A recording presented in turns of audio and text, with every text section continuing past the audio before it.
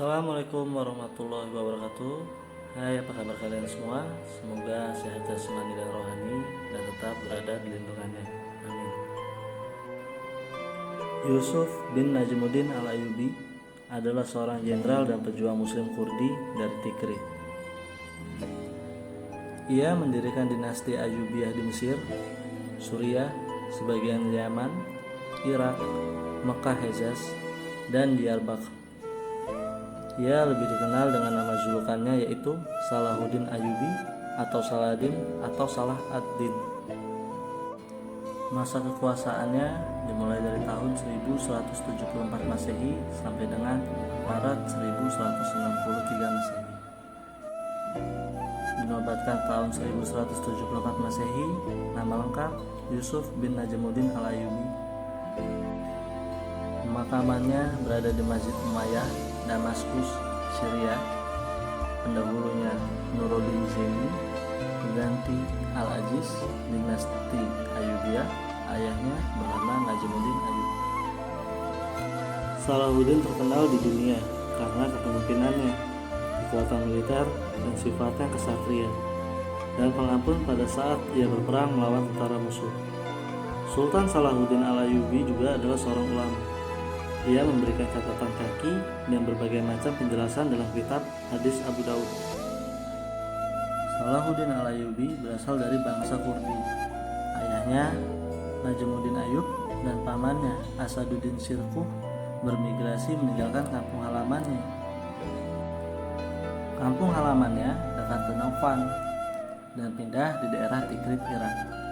Salahuddin lahir di benteng Tikrit. Salahuddin lahir pada tahun 532 Hijriah atau 1137 Masehi ketika ayahnya menjadi penguasa Seljuk di Tikrit. Saat itu baik ayah maupun pamannya mengabdi kepada Imaduddin Zanki, gubernur Seljuk untuk kota Mosul, Irak. Ketika Imaduddin berhasil merebut wilayah Baalbek, Lebanon tahun 534 Hijriah atau 1139 Masehi, Najmuddin Ayyub, ayah Salahuddin, diangkat menjadi gubernur Baalbek dan menjadi pembantu dekat Raja Suriah Nuruddin Mahmud. Selama di Baalbek inilah Salahuddin mengisi masa mudanya dengan menekuni taktik perang, strategi maupun politik. Setelah itu, Salahuddin melanjutkan pendidikannya di Damaskus untuk mempelajari teologi Sani selama 10 tahun. Dalam lingkungan istana Nuruddin, pada tahun 1169, Salahuddin diangkat menjadi seorang wazir atau konselor. Sebelum kedatangan Salahuddin, Mesir merupakan wilayah kekuasaan kerajaan Syiah, Daulah Fatimiyah. Kemudian pada masa berikutnya dinasti Fatimiyah yang berjalan stabil mulai digoncang pergolakan di dalam negerinya. Orang-orang Turki, Sudan, dan Maroko menginginkan adanya revolusi. Saat itu Nuruddin Mahmud, paman Salahuddin, melihat sebuah peluang untuk menaklukkan kerajaan Syiah ini. Ia berpandangan penaklukan Daulah Fatimiyah adalah jalan lapang untuk membebaskan Yerusalem dari kekuasaan pasukan Salib. Nuruddin benar-benar merealisasikan cita-citanya.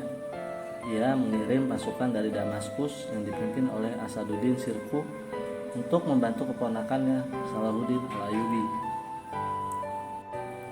Mengetahui kedatangan pasukan besar ini, sebagian pasukan Salib yang berada di Mesir pun lari kocar-kacir, sehingga yang dihadapi oleh Asaduddin dan Salahuddin hanyalah orang-orang Fatimiyah saja.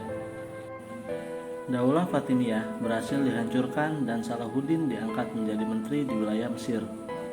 Namun tidak lama menjabat sebagai menteri di Mesir, 2 bulan kemudian Salahuddin diangkat sebagai wakil dari Khalifah dinasti Ayyubiyah. Selama 2 bulan memerintah Mesir, Salahuddin membuat kebijakan-kebijakan progresif yang visioner. Ia membangun 2 sekolah besar berdasarkan mazhab Ahlus Sunnah wal Jamaah. Hal ini ia tujukan untuk memberantas pemikiran Syiah yang bercokol sekian lama di tanah Mesir. Hasilnya bisa kita rasakan hingga saat ini. Mesir menjadi salah satu negeri pilar dakwah Ahlus Sunnah wal Jamaah atau Sani. Kebijakan lainnya yang ia lakukan adalah mengganti penyebutan nama-nama Khalifah Fatimiyah dengan nama-nama Khalifah Abbasiyah dalam khutbah Jumat. Persiapan Salahuddin untuk menggempur pasukan salib di Yerusalem benar-benar matang. Ia menggabungkan persiapan keimanan dan persiapan materi yang luar biasa. Persiapan keimanan ia bangun dengan membersihkan akidah Syiah Batiniyah dari dada kaum muslimin dengan membangun madrasah dan menyemarakan dakwah. Persatuan dan kesatuan umat ditanamkan dan dibangkitkan kesadaran mereka menghadapi pasukan salib. Dengan kampanyenya, ia berhasil menyatukan penduduk Syam, Irak, Yaman, Hijaz, dan Maroko di bawah satu komando. Dari persiapan non-materi ini, terbentuklah sebuah pasukan dengan cita-cita yang sama dan memiliki landasan keimanan yang kokoh. Dari segi fisik, Salahuddin mengadakan pembangunan markas militer, benteng-benteng perbatasan, menambah jumlah pasukan, memperbaiki kapal-kapal perang, membangun rumah sakit, dan lain-lainnya. Pada tahun 580 Hijriah, Salahuddin menderita penyakit yang cukup berat. Namun, dari situ tekadnya untuk membebaskan Yerusalem semakin membara. Ia bertekad apabila sembuh dari sakitnya, ia akan menaklukkan pasukan salib di Yerusalem, membersihkan tanah para nabi dari kesyirikan Trinitas. Dengan karunia Allah, Salahuddin pun sembuh dari sakitnya. Ia mulai mewujudkan janjinya untuk membebaskan Yerusalem. Pembebasan Yerusalem bukanlah hal yang mudah. Salahuddin dan pasukannya harus menghadapi pasukan salib di Hattin terlebih dahulu. Perang ini dinamakan Perang Hattin. Perang besar sebagai pembuka untuk menaklukkan Yerusalem. Dalam perang tersebut, kaum muslimin berkekuatan 63.000 pasukan yang terdiri dari para ulama dan orang-orang soleh.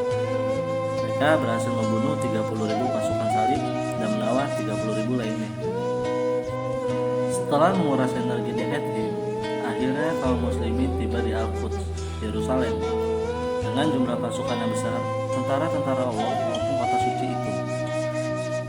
Perang pun berkecamuk. Pasukan salib sekuat tenaga mempertahankan diri. Beberapa pemimpin muslim pun menemui syahid mereka, insya Allah dalam peperangan ini. Melihat keadaan ini, kaum muslimin semakin bertambah semangat untuk segera menaklukkan pasukan salib. Untuk memancing emosi kaum muslimin, pasukan salib memancangkan salib besar di atas batu Sakrah. Salahuddin dan beberapa pasukannya segera bergerak ke sisi terdekat dengan batu Sakrah untuk menghentikan kelancangan pasukan salib. Setelah itu, menghancurkan menara-menara dan benteng-benteng Al-Quds. Pasukan salib mulai terpojok. Mereka bercerai-berai dan mengajak berunding untuk menyerah. Namun Salahuddin menjawab, "Aku tidak akan menyisakan seorang pun dari kaum Nasrani. Sebagaimana mereka dahulu tidak menyisakan seorang pun dari umat Islam ketika menaklukkan Yerusalem." Namun pimpinan pasukan salib, Bilain bin Bazrah, mengancam, "Jika kaum muslimin tidak mau menjamin keamanan kami, maka kami akan bunuh semua tahanan dari kalangan umat Islam yang jumlahnya hampir mencapai 4.000 orang.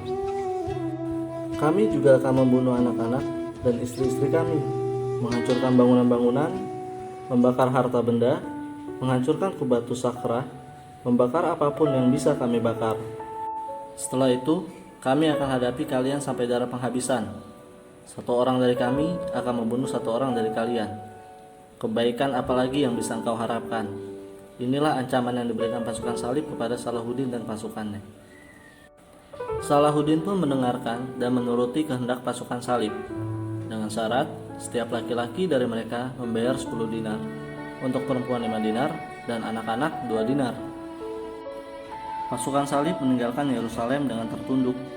Kaum muslimin berhasil membebaskan kota suci ini untuk kedua kalinya. Salahuddin memasuki Yerusalem pada hari Jumat 27 Rajab 583 Hijriah atau 2 Oktober 1187. Kota tersebut kembali ke pangkuan umat Islam setelah selama 88 tahun dikuasai oleh orang-orang Nasrani. Kemudian ia mengeluarkan salib-salib yang terdapat di Masjid Al-Aqsa, membersihkannya dari segala najis dan kotoran, dan mengembalikan kehormatan masjid tersebut. Sebagaimana manusia sebelumnya, baik dari kalangan nabi, rasul, ulama, panglima perang, dan yang lainnya, Salahuddin pun wafat meninggalkan dunia yang fana ini. Ia wafat pada usia 55 tahun pada 16 Safar 589 Hijriah, bertepatan dengan 21 Februari 1193 di kota Damaskus. Ia meninggal karena mengalami sakit demam. Menurut beberapa sumber, penyakit demam kuning selama 12 hari. Orang-orang ramai menyolati jenazahnya. Anak-anaknya Ali, Usman, dan Ghazi turut hadir menghantarkan sang ayah ke peristirahatannya. Semoga Allah meridhoi, merahmati, dan membalas jasa-jasa engkau, wahai pahlawan Islam, sang pembebas Yerusalem. Sekian video kali ini. Video ini dibuat tidak bermaksud untuk sara ataupun menyinggung salah satu pihak. Mohon maaf bila terdapat banyak kesalahan dalam berkata-kata. Wabillahi taufiq wal hidayah. Wassalamualaikum warahmatullahi wabarakatuh.